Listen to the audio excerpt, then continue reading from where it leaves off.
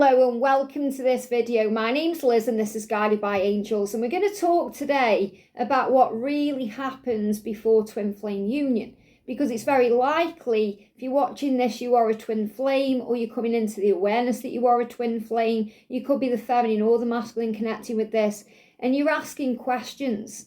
Why does it have to be this way? If you're the divine feminine, you may be asking the question, if they love me, why are they behaving this way? If we're truly meant to be, why is it so hard? Why can't I just let go and allow things to happen? Why do I keep chasing? If you're the masculine watching, you may just be asking, why is it so hard to follow my heart? Why is it so hard to make changes? Why is it so hard to do what I feel I need to do? Why do I keep blocking my divine feminine, pushing her away, pushing him away? Why? So maybe many questions that you're asking right now, and we're going to get to the bottom of it in this video once and for all. So we're going to connect with the divine feminine perspective and the divine masculine perspective, because you are one soul operating in two individual bodies, the feminine and the masculine, the feminine's perspective and the masculine's perspective. So if you're tapping in with this right now, you'll have your own view on things. So trust your intuition, but also try and see things from a higher point of view.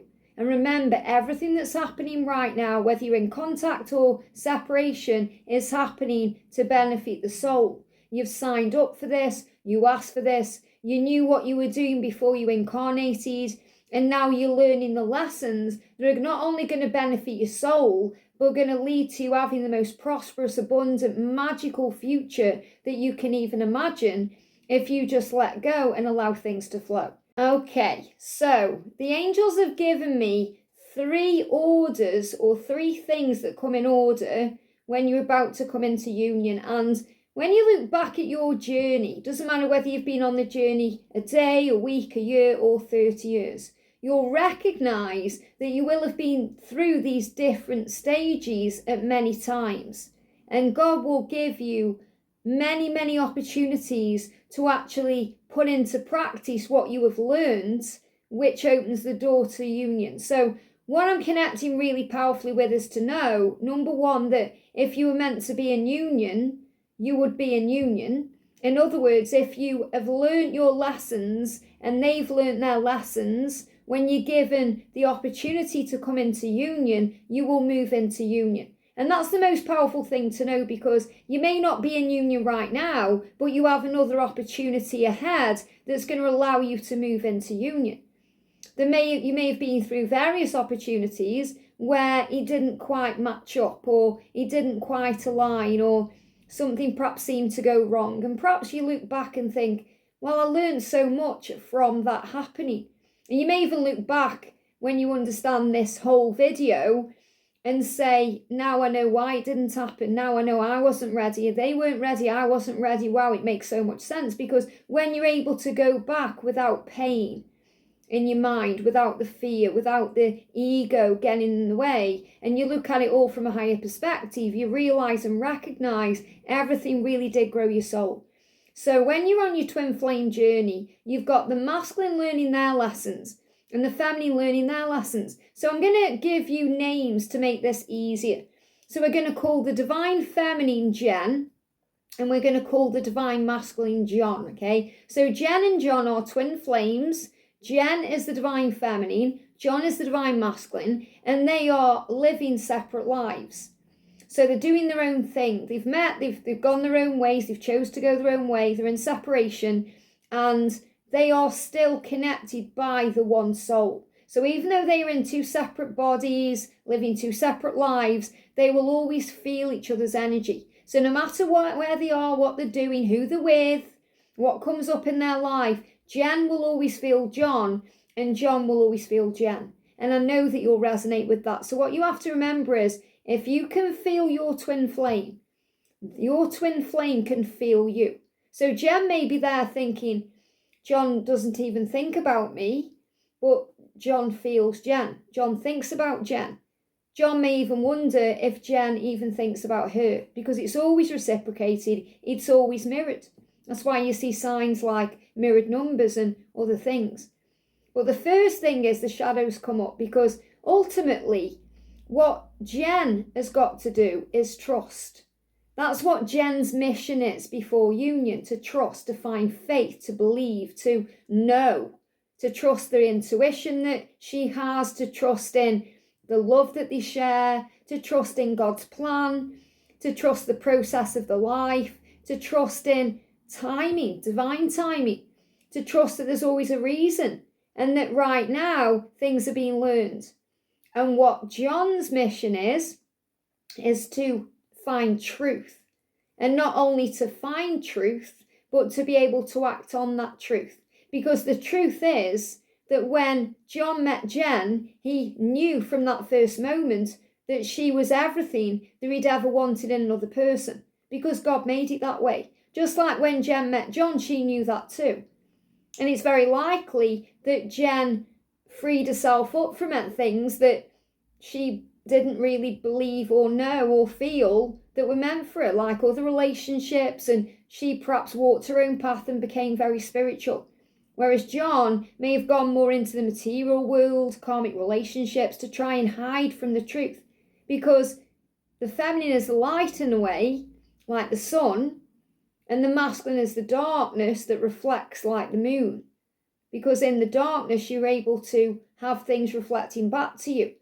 So the feminine shines very brightly. So the feminine becomes a light worker and becomes spiritual. So Jen becomes that spiritual being, perhaps working on service, going through huge epiphanies and awakening, changing everything about her life to become her best version.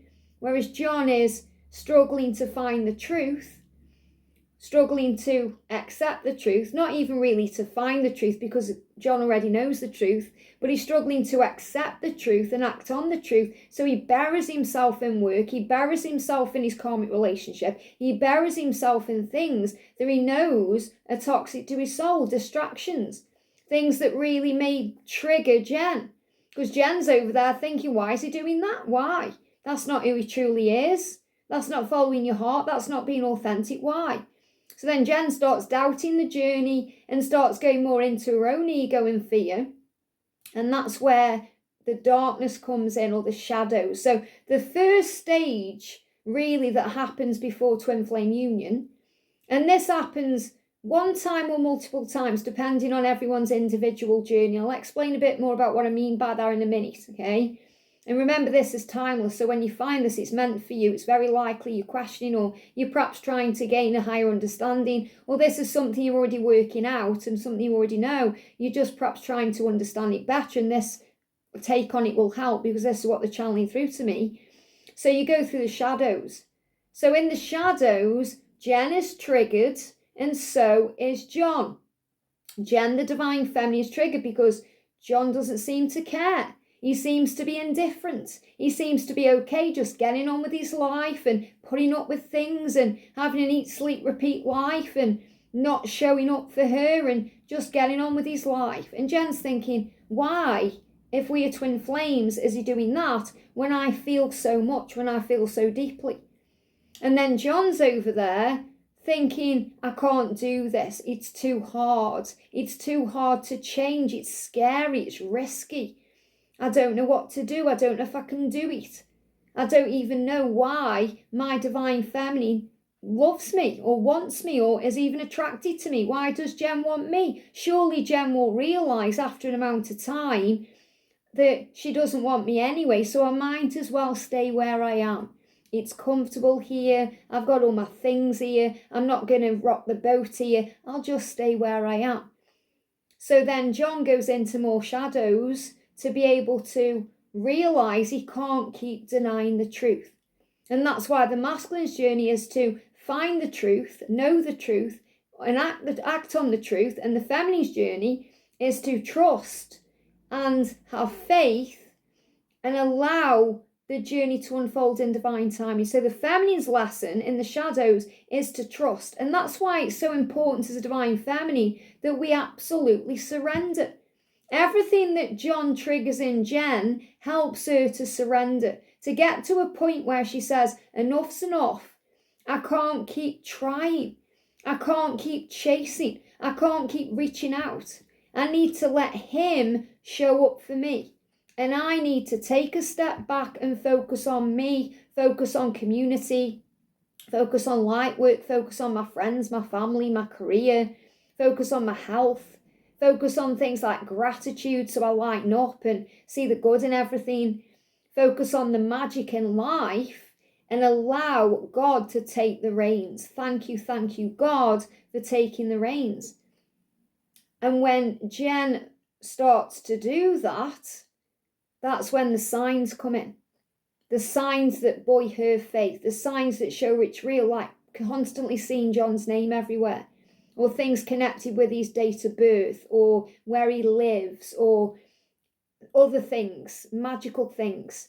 Also signs about union, the signs that we are understanding of on the twin flame journey because we learn about it. So Jen may also find a community like here on Guided by Angels, not only to understand what she's going through, but also to connect more with like-minded divine feminines, to recognize what the signs mean if she's seen number sequences, animals like stags or bees or foxes or squirrels. What do they mean then?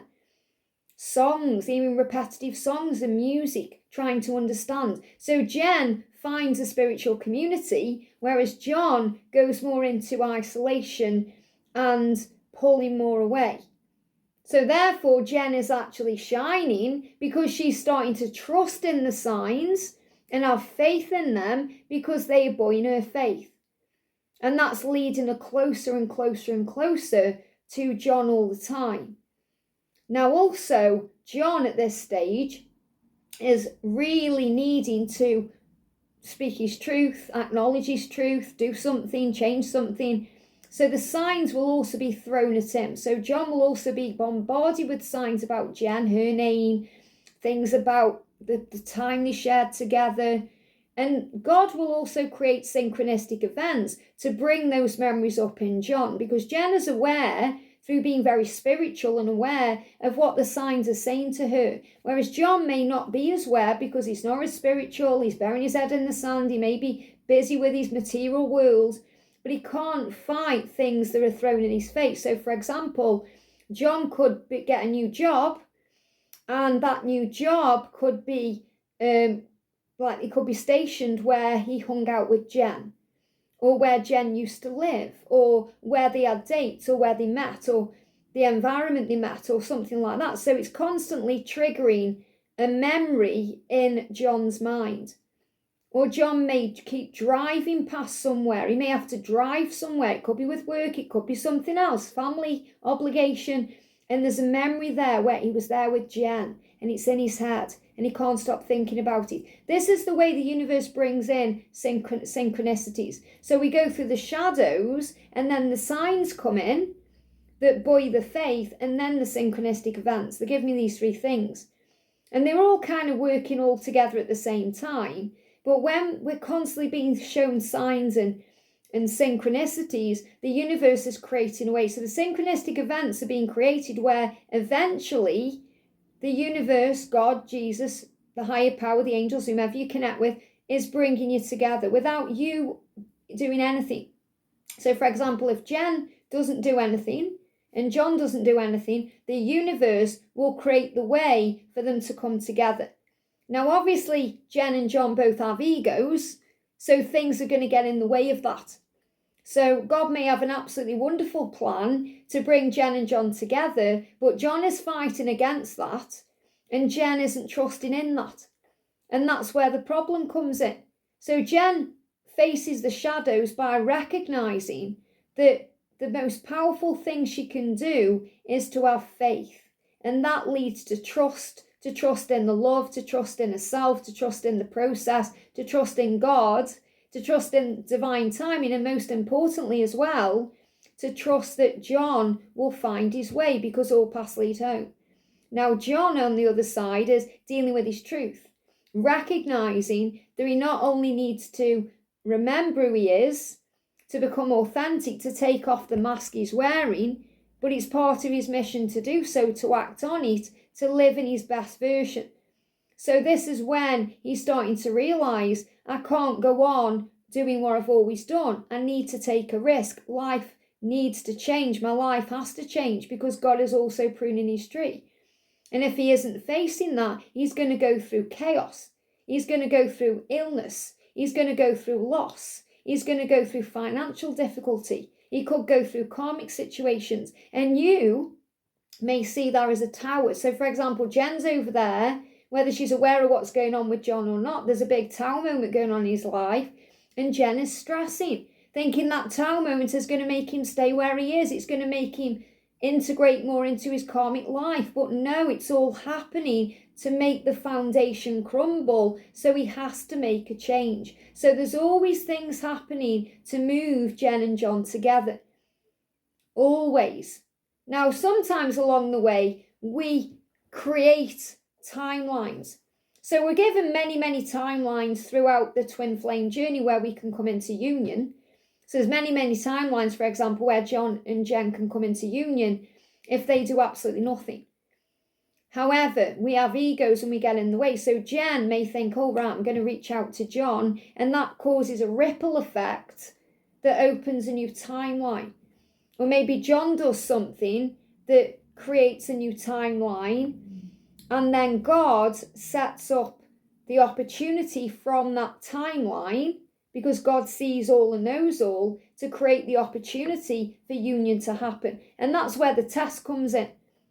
So I'll give you an example, okay? Jen contacts John because she wants to know how he is.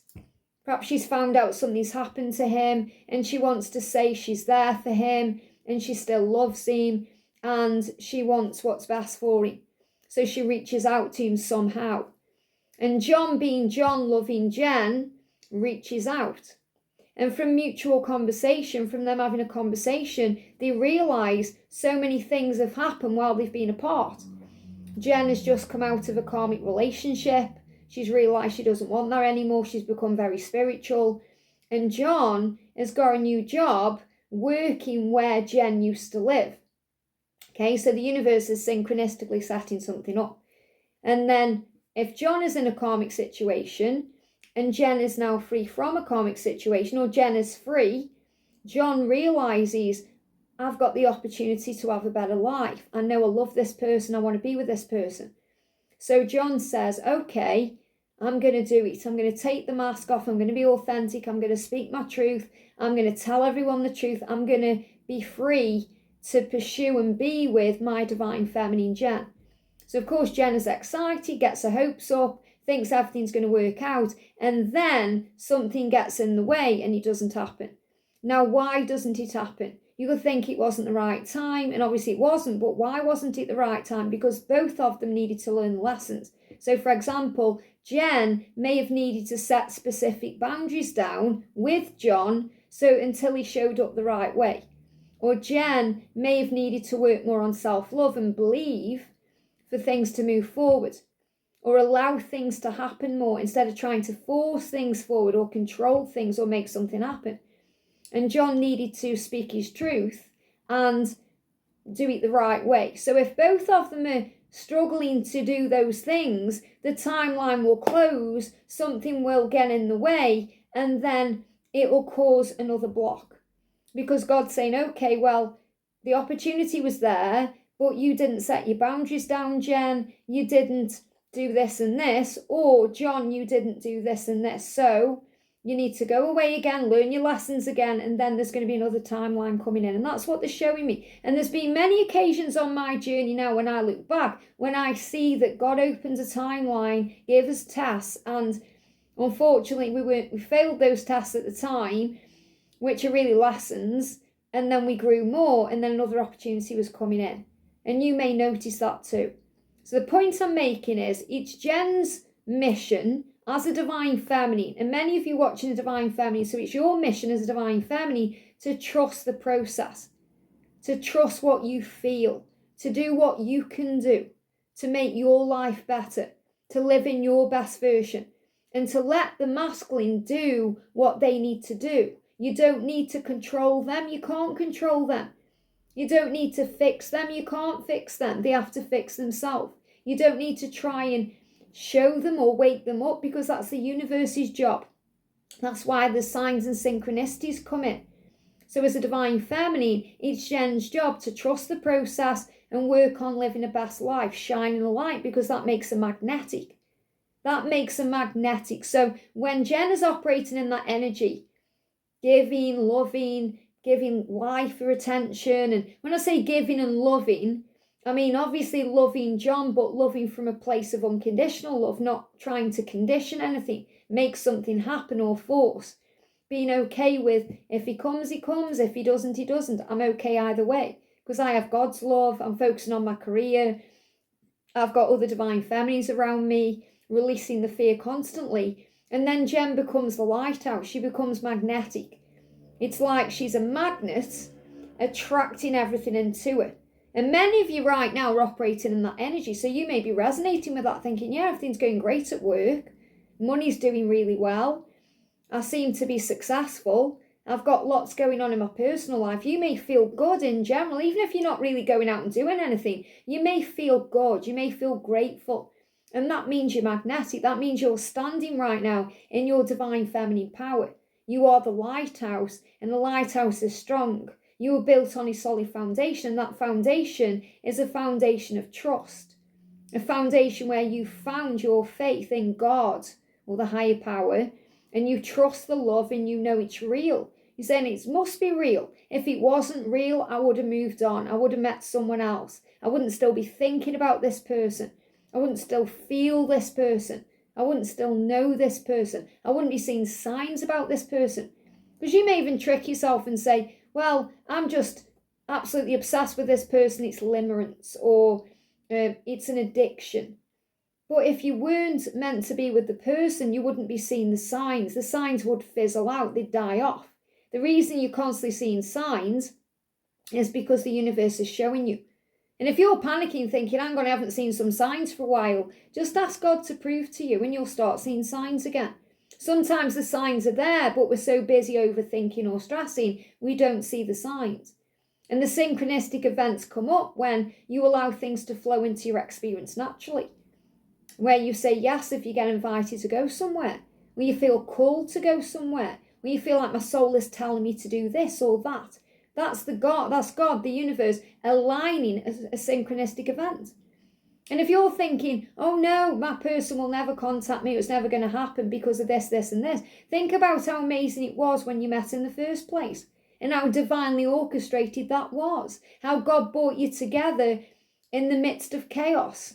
Or even if you were from different backgrounds or countries or religions, God always finds a way. That's so powerful. Now, from the masculine perspective, the masculine is getting on with things, and it's getting harder and harder for John, the masculine, to live an authentic life because he isn't. He's lying, he's wearing a mask, he's not being truthful, and it's taking a toll on him.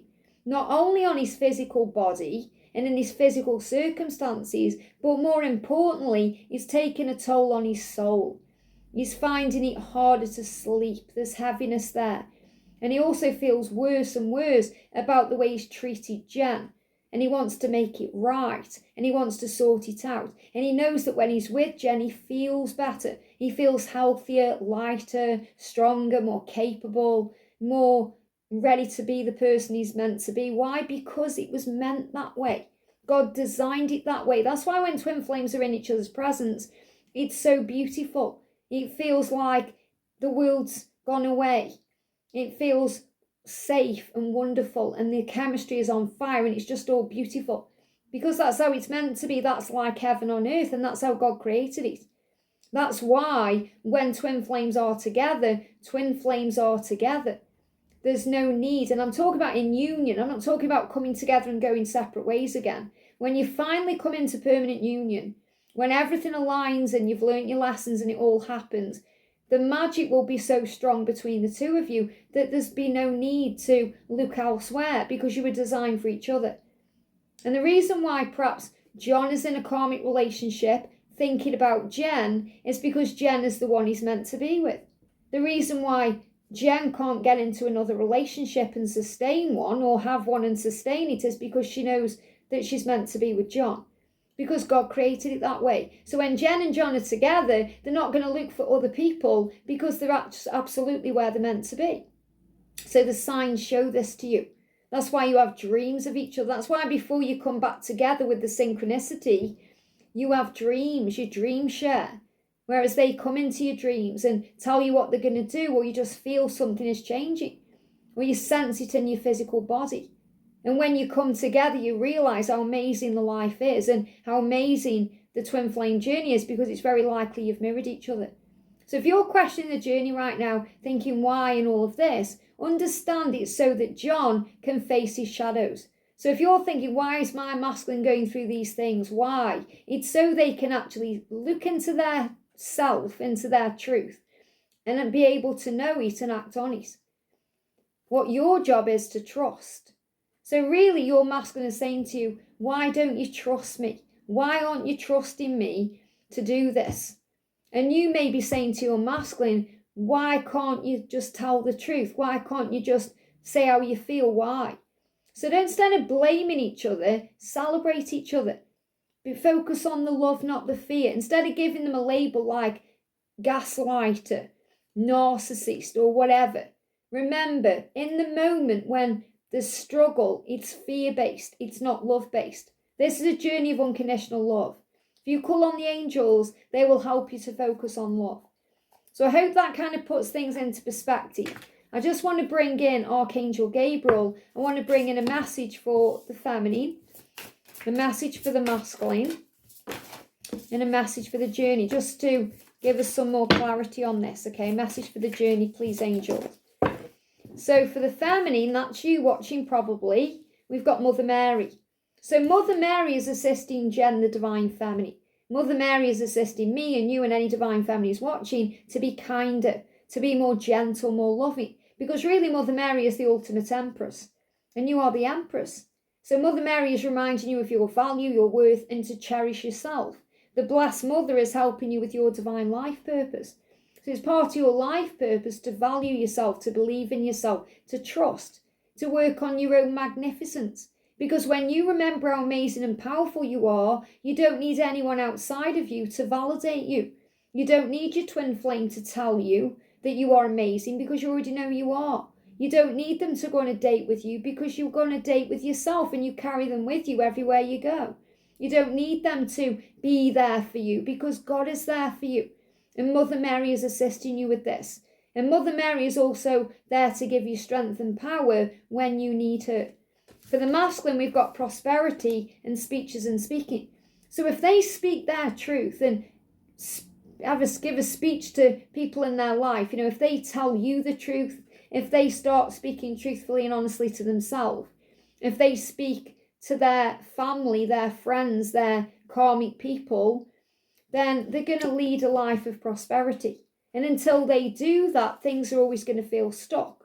They may always feel like something is missing, because obviously you're what's missing, but they may feel like no matter what they do, they just can't find success, or they just can't seem to sort something out, or they may feel like they're going round and round in circles. No matter how hard they try, things keep going wrong. So maybe if they're trying to work on their karmic relationship, for example, it just keeps going wrong. Why? Because it's not meant to be, because they're not being honest. So if they actually speak their truth, it will lead to prosperity. Their actions of speaking their truth will result in incoming abundance, because they have important messages to deliver that can help. It can help themselves, it can help others, and it can help the connection. And the energy around the journey is inspiration. So remember, you inspire each other. And the thing is, the masculine is always inspired by the divine feminine, because the divine feminine learns how to trust and live in the light. And the masculine is learning and teaching the divine feminine to trust the process. That's why it's so important that you actually realize your masculine is benefiting your soul by doing what they do. So instead of blaming them, or blaming God, or blaming the journey, or blaming the self, celebrate. Celebrate life. Celebrate God's plan, divine timing, because it's the best timing. Celebrate your person because of all the many reasons why you love them. So yes, your idea is divinely inspired. Take action accordingly to set it into motion. So in other words, for the journey, it's about the way the universe creates the synchronicities so that you both take the required action through the shadows and the signs and the understanding to move forward into trust for the feminine and truth for the divine masculine. And right now in this moment today, that's what you need to know. I hope this helps. Have a great day, and I'll see you soon.